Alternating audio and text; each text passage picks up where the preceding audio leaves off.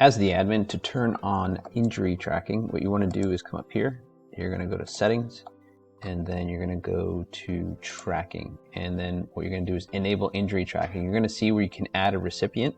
In this case, I already have 2 recipients, but when you add a recipient, you can pick from your employee and staff list. And then if it's a staff member who has an email address, you'll have the email option. If it's just an employee, you'll have the SMS option where you can send them a text. Push is if they have the app on their devices and it'll send a push notification.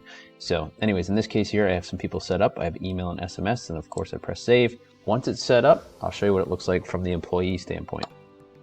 All right, as an employee, now whether you're using clock in and clock out or bulk time entry, if you press enter time and you go to put time against the job, you can now also report an injury or whether you had one or not. So in this case here, this person's going to put some time to fine grading and say, hey, I did 8 hours. But you'll notice here that says, did you get hurt? Now this becomes a mandatory question in the timekeeping thing.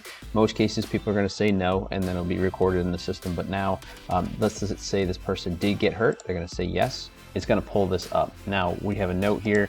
I could say twisted ankle or whatever description that you need.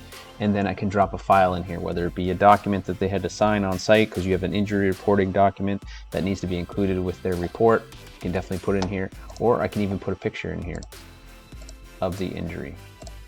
So that's been documented. And then once I press save and I submit this, those people are going to get a text as well as an email if you have it set up that way. And it's also going to be stored in payroll. You see here that you have an injury that was notified through here. So now let's go back into the payroll side of things and show you what it looks like. With the injury reported, I can come in here and I can see anything that has an injury here, or I can come here and say, hey, show me all the injuries in this period, in which case I can click injured, and of course there was only this one right here.